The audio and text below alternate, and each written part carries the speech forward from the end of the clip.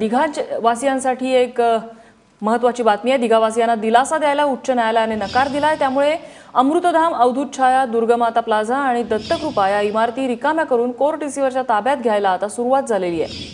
Police सुरक्षेमध्ये ही घरं रिकामी करायला सुरुवात झाल्याचं समजतंय।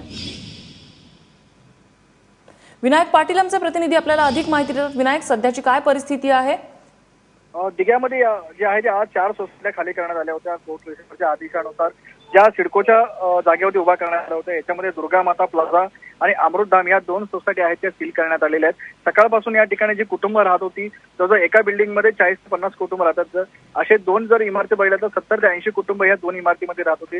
त्यांना आता खाली करण्यास सुरुवात करण्यात आलेली आहे। त्याच्यामध्ये दुर्गामाता प्लाझा सील करण्यात आले असून आता सध्या आहे ते अमृतधाम बिल्डिंग मधील रहिवाशांना उतरवायचं काम चालू आहे। त्यांनी संपूर्ण साहित्य आहे ते पूर्ण बाहेर काढण्यात आलेलं आहे आणि या ठिकाणी आता आज 4 इमारती सील करण्यात येणार होता, मात्र आता 2च आज इमारती सील करण्यात येणार आहेत। तर अवधूत छाया आणि दत्तगुरु ज्या या 2 इमारती बाकी आहेत त्या परवा सील करण्यात येणार आहेत। विनायक, या ठिकाणी यापूर्वी रेल रोको सारखी आंदोलनं झालेली होती, नागरिक आक्रमक झाले होते, आज काय परिस्थिती आहे?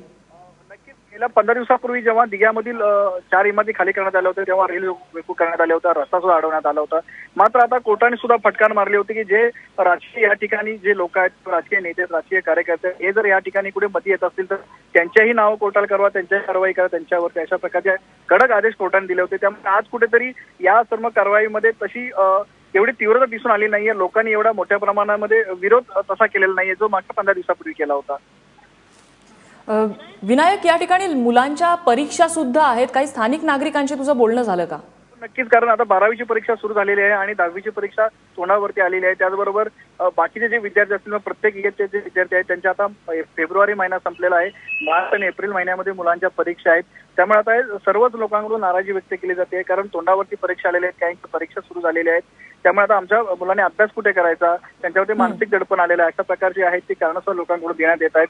कारण आपण बघितलं की आता ऐन परीक्षेच्या तोंडावरती त्यांना रस्त्यावरती येण्याची वेळ आलेली आहे। तर काही जणांच्या घरामध्ये एप्रिल महिन्यामध्ये, मे महिन्यामध्ये त्यांच्या मुला मुलींचे लग्न आहेत। त्यामुळे ऐन लग्नाच्या काळामध्ये आम्ही जायचं कुठे आणि लग्नाची सुद्धा तयारी करायची कुठे, हे एक मोठं संकट त्यांच्यासमोर उभं राहिलेलं आहे।